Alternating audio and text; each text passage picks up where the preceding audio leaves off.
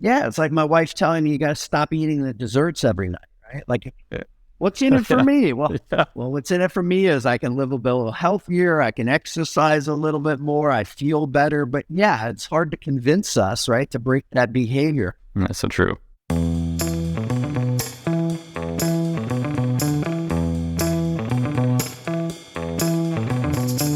Welcome back, everybody, to this week's Sales Strategy and Enablement Podcast. I'm Alastair Woolcock, CSRO here at Revenue.io, joined by my co-host Howard Brown, the pioneer and recognized authority in all things AI, rev science, and behavior change. We are thrilled to have with us today Darren Fay, who is the Director of Revenue Operations and Intelligence from Instructure, former fireman, lover of all things wake surfing, and just an all-in, pretty decent guy that we love chatting with. Darren joined us previously to really lean into some fantastic insights on the data governance side, some of the data maintenance side, and had a brilliant suggestions around ownership of campaign objects and how that ties into field leverage and some of the reporting side. However, today we want to have Darren back and tie in today what we call the lighthouse of RevOps, being the warning system, the fire lookout, to use a bad analogy on RevOps. Darren, awesome to have you back. Thanks for having me, Alastair, and thanks, Howard. Yeah, absolutely. Now, Howard, we left off last time pretty excited about some good things on the object side and campaign pieces that Darren was referencing for everybody. But today we want to tie into this idea of the metrics in RevOps and what it means to be the warning system. And I'll start with you, Howard, just in terms of this market is shifting very quickly in the world of AI right now. Yes, it is.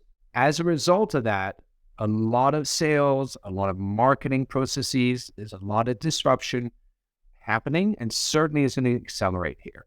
Let's look at it from that lens, and let's just start with you. What are you seeing, and what are the early indicators that you want the RevOps world to be aware of as it pertains to how AI is impacting what's going on? Well, first of all, it's never been a more exciting time to be in technology. I think several months ago, everybody felt like the technology market was falling apart, the stock market, banks were collapsing. Today, it's generative AI, it's ChatGPT, it's automation. As you know, at Revenue.io, we've been building on generative AI for 5 years now, but ChatGPT gave everybody the ability to actually touch AI. And that's what's so exciting. It's just revolutionizing everything, and people are throwing all kinds of problems at it and getting all kinds of different results. Now, I'm not saying that all the results are great, and I'm not saying that there's great products yet coming out. There's some, but boy, there's thousands of new ideas. But what's fascinating, what is so exciting, is the idea that we can augment human intelligence with artificial intelligence. So many people are worried that they're just going to be replaced. Some people will be replaced, absolutely. And the people that are going to be replaced, in my opinion, are the people who are actually not using artificial intelligence as a tool to augment their intelligence, to make certain that the things that they do on a daily basis that are mundane, that are better handled by machines, those are the things. Let's get those out of the process so that we can have conversations with our stakeholders, so we can have conversations with our prospects and customers, because as human beings, we need to provide value and offer solutions and listen. That is what's so critical. And so what's so exciting is the ability to actually study language models and help human beings to better connect with one another. That is a rich, rich opportunity. And what's really exciting is people are thinking about different ways to solve problems and trying all kinds of different things. And you talk about lighthouse, right? The idea that there is a way to predict when something is going to happen or not happen. That is a beautiful use of artificial intelligence. It's great at recognizing patterns, what's there, what's not there, utilizing technology to help us drive the right behaviors is, to me, I couldn't be more excited about it, as you can tell. Darren, what's your take? I've been playing around with AI for a while now, and I've definitely seen some really impactful activities that can happen from just a standard execution point of view. If I wanted to figure out what my mission statement for my department or my organization would be, historically, that's a very long conversation to put some things together and make sure you articulate it well enough, it sounds right, and just as a fun exercise for like people out there, just dip their toe in AI, put together all the great attributes that you want to embody, and have it put together a mission statement for you. And see what it comes out at. And oftentimes, you're not going to take the final output of something like that with AI. This is where Howard alluded to, like that augmenting between, AI and, or organic intelligence. I would say at that point, you're still going to have somebody who's going to review some things down the line. They're going to be executing it in another fashion. But it does exponentially reduce the amount of time some of those tasks would typically take you. If I wanted to go make sure I put together a structured email campaign, I could very easily leverage AI to put some of that together based on value propositions, based on how I want to message it, the way I want to communicate it, and then review that. And that review process is a lot quicker than that writer's block of creating something from scratch, right? And so there are so many variables that, AI touches within an organization. I'm really excited about it. I think there's a lot of great products that are in the market now and are going to be in the market very shortly based off around AI and your ability to forecast, your ability to identify it and set ICP in a meaningful way that's more dynamic, that fluctuates more with the market trends. I can see a lot of that stuff moving a needle for an ever-changing, economy. You see, if the economy goes down and we see areas of other businesses doing better, you may be able to see a change in your ICP, and you may see who's a better target at that point. And I think it's going to allow us to adjust a lot quicker as organizations.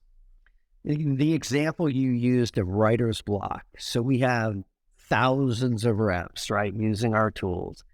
And the primary utilization is they're either having a conversation on the phone or they're in a Zoom meeting or a team meeting. What are you supposed to do as a sales rep? You're supposed to follow up on that meeting with a very succinct follow-up letter or note that has what you covered, what the key issues are, and next steps, right? How many reps struggle to get that thing done, right? Like all of us, whether you're a rep or anything else, a follow-up email is hard. The thing that we've had the greatest feedback in the shortest period of time of all of our products is the summarization post-meeting. That thing's done. And I'm not going to tell you that it's 100% correct. It's probably 85% correct. But that thing sitting in everybody's outbox saves so much time and energy. All the stuff we've built, that's the thing that people are most excited because the amount of block and time you spend, it's like, oh, I got to shift gears from having an incredible sales conversation. Now I got to draft an email. Maybe I got to listen to my recording or look at my note. It gets you out of that mojo, right? You're in it, you're talking, you're having success, and then you got to break and do it. And so it's really exciting to see people really take to that piece of it. So that block is real. Yeah, it keeps your mind focused on the strategy of how to win the opportunity too. And I think there's a lot to be said about loss of productivity around shifting the way you think. If I'm going from a deep, detailed exercise, then I have to go into a big strategic conversation. The lag time for our own internal processing to go from those two different projects is severe. So if you can keep on target, it's definitely going to increase productivity across the board. Yeah, absolutely. Yeah. Context shifting is hard. It's as you think about this, and it does create the risk of additional tool proliferation. And I'm going to say actually AI proliferation, right? And are we somewhat entering into a stage of, I'll call it AI hallucination, right? In that, there is all of this art of what's the possible is, but it's driven by a lot of great thought leaders, but is it practically going to make the change that we think it will? Is it that's just living in the hyperbole state of what's there versus not? And I know there was a really fascinating article this week in The Guardian from Naomi Klein, she's famous for her shock doctrine and this changes everything research and stuff like that. They argued the point very heavily that this is largely in this hallucinated state of what's happening. Now, on the flip side of that, to get the counter of that view, you have like the guys over at All In, a bunch of VCs and all these sides sitting there and saying, look, if you aren't taking a third of your workforce now and having them experiment with generative technology, experiment with AI, you're going to miss the mark. Now, I tend to actually agree more with the latter, but I also then sympathize to the world of RevOps and go, you're literally going to get hit in most companies with both of those views. You have those that are constantly pushing ahead, and you got those that are going to say, no, there's no way this could ever help, and it's just more noise. Let's not worry right now. Darren, what are you hearing in the roundtables? Are people jumping like Howard and I saying, you need to embrace this? If you aren't taking a third of your company and getting them to experiment with this now, you're going to have big issues in 24 months' time, maybe 12. Or there are more people thinking like Naomi going, we're hallucinating. This is nowhere near close to making it. Yeah, I think, well, just as a general practice, I think in revenue operations or across any portion of any business, I believe in segmenting time for professional development. And so I think in that segmented time for professional development, you should be focusing on things like this. We just had a conversation on my team around, I want everyone to play with it. I think it's an opportunity. You play with something, you get comfortable with it, right?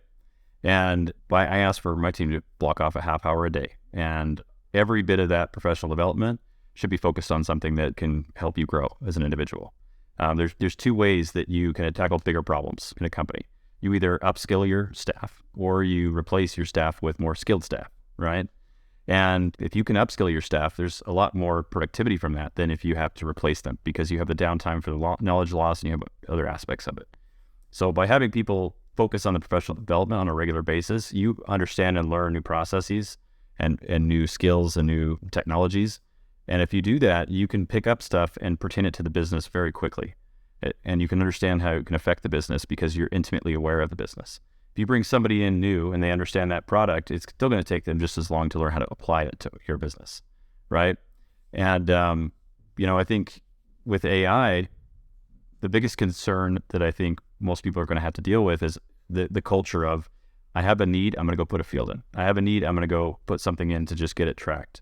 And with AI, you can't do that because if you do that and it's not managed, then you're going to get inaccurate insights. And it goes back to that garbage in versus garbage out, right? And, the idea of saying, hey, let's hold off. Let's keep our company focused on core metrics. Let's keep our company focused on what matters. And then at that point, you say, okay, are we going to add this? What is it going to do? How's it going to impact the business? Is it worth managing? Is it worth putting some tech debt on the board?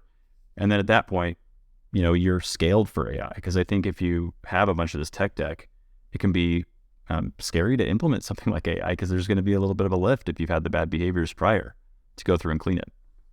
A little bit, just an understatement there, Derek. Yeah. Just a little bit of a lift, right? I guess definitely depending on the situation, right? Like, how much data you're looking at. Exactly. I think that from my perspective, taking a look across your customers, thinking about your company, and what are the real pain points that you have? Because you can throw this stuff at anything and try and solve every type of problem, and you can't boil the ocean. So what are the absolute pain points that you have that you can say, okay, we're going to do a proof of concept over here and see, does it make a marked difference in behavior, in productivity? And so if you understand your customers, if you understand your product and you understand your organization, you start to become aware of, nobody wants to write a follow-up email, right? Obvious, right? So look across your organization, look across your customers, and what are those obvious pain points? And focus there on a one use case and try and get everybody excited about that. And if you nail it,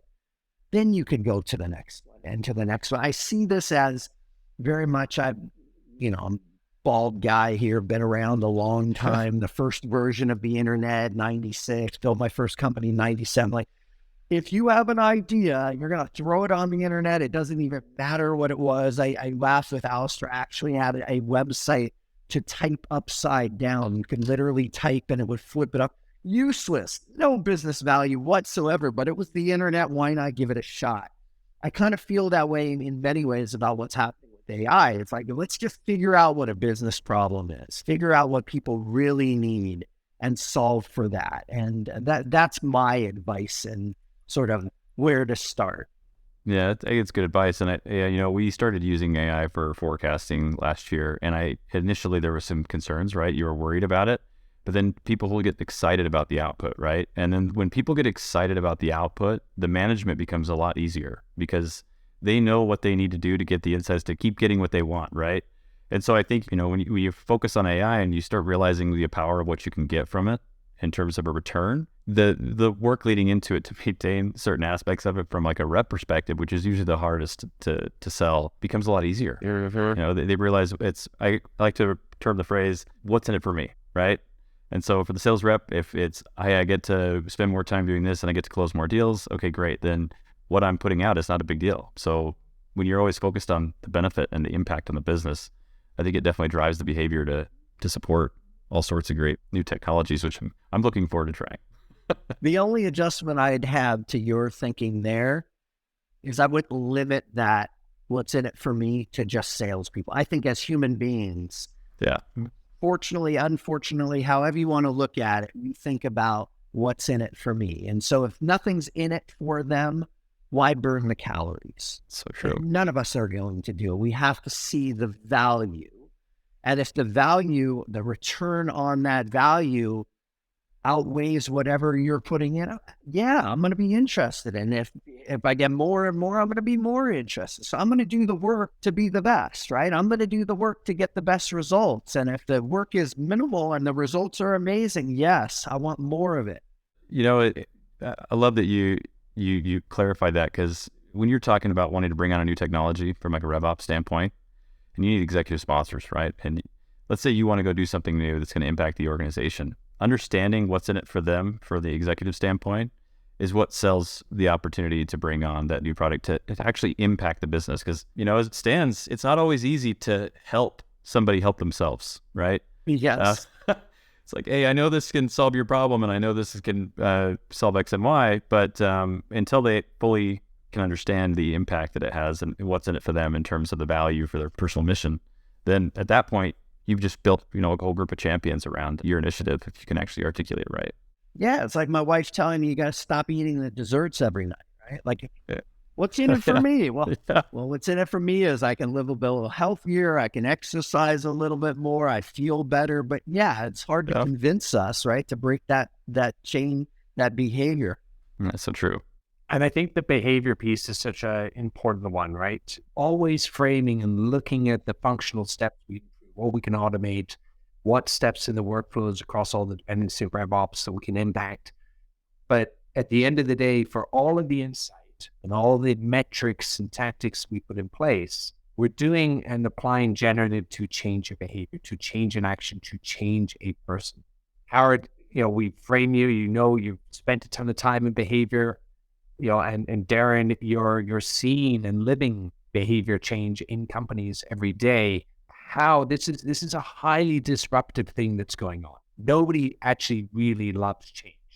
People say they love it, but they often push back against it when it happens to them, right? They love to see it, but they don't want it to happen in front of them and in the areas that they deal with. They're comfortable. So when you think of RevOps, when we think of actually applying behavioral change, making people embrace that. Thoughts? Yeah, I'm going to jump in because I think Derek actually said it. I love the idea of having everybody spend 30 minutes touching the technology, because then they're no longer a victim to it. They're a part of it. They're living it. They're seeing the value of it. So that, all of our listeners, think about that. Let people touch it and play with it. That's why we're seeing this massive adoption and excitement, is because it's not happening to them. It's happening with them, and then it will happen for them. So I'm taking Derek's advice. Also, just understanding, like we've been talking about, what's in it for them. I think when you realize and you can understand from a change management standpoint where their pain points are and what they really care about, they may be fighting change because of this small factor that is a change that they feel like is uncomfortable to them. The only way you're going to make them okay with it is when they understand that this thing that you're giving to them is going to be solving a bigger problem that's also something that you've been hating.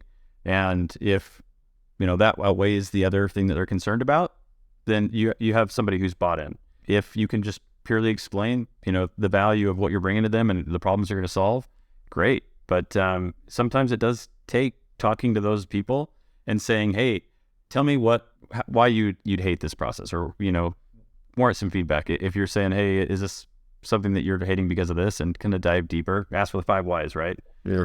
Dive in a little bit, see if you can really get to the root of the problem. And I'm all for transparency. My team, one of the things I try to embody is I don't want anybody to agree with me. I want to have a debate about everything. If everybody's coming and agreeing with me, something's broken. Because if I'm the only person who's going to come up with great ideas, then we're failing already. So getting people to feel comfortable to talk through what they think is a better idea or what's not, if they can start poking holes in it, you've just gotten honest feedback about something that you can then leverage, just like you'd want in a sales motion. You want to know all the problems they have with it so that you can leverage that and then use it to sell back to them, right? It's the same thing with like putting a new operational process in place. Listen to them as your customer. All right. I love all of that. We're nearing the bottom of our timing. But I got a final question. And Darren, I'll let you go first. We spent a lot of time talking about the people change, how we need to be the lighthouse, the organization on applying these technologies, more advanced technologies. Give me your wish list of a future state 12 months from now, what generative AI is doing in your org. Oh, wow. I would say data quality monitoring and data enrichment from non-traditional sources. I think there's an opportunity to get non-traditional data enrichment, whether it's listening to calls and then farming information to append onto an account, right? And make sure you capture those items and then leverage those for an ICP, so that you're getting more real time. If you have a ICP right now, a lot of people are using, account attributes and then their firmographic, and they're pretty much, a point in time. All those firmographics started somewhere. When they made a decision to go do this different business motion, that was something that they made a decision on, and then it became the reality and they brought it in. Getting ahead of all that, could you imagine having the capability to leverage that to go get in front of those customers while it's a hot topic before it becomes a standard operating procedure? And I think it would be hugely valuable in targeting efforts. I love that idea. Howard? In 12 months, I want to reduce the manual process across all the organization by 40%. And I want to increase the utilization of AI in real time during conversations, every single employee, every conversation. It'd be helpful. I love both of those. Yeah. Listen, guys, it has been a brilliant conversation. Thank you so much as always. Darren, keep up the great work. And also, I want to advise the community, how do they get in touch with you and the open source community you have for RevOps leadership as well? Yeah. So just LinkedIn, Darren Fay, F-A-Y. And then if they would like to check out RevOps Roundtable, it's www.revopsroundtable.com. And I'd love to chat with anybody if they ever have any questions as well. So if you just want a private message, I'm always happy to talk RevOps. Fantastic. Well, listen, it has been a wonderful conversation with you. Yep. Again, we're so appreciative to have you on and all of what you're doing in the thought leadership space and just the actionable advice that you have. It's been a pleasure having you with us. We look forward to more from Howard and I. Please don't forget to like and subscribe. Call us in for additional questions. Let's try to stump Howard on some future behaviors, all things AI and everything else. You can reach us at 323-540-4777. That's 323-540-4777. And we'll see you on the next episode. Thanks, everyone. Thanks, Darren. Thanks, Alastair. Thank you both.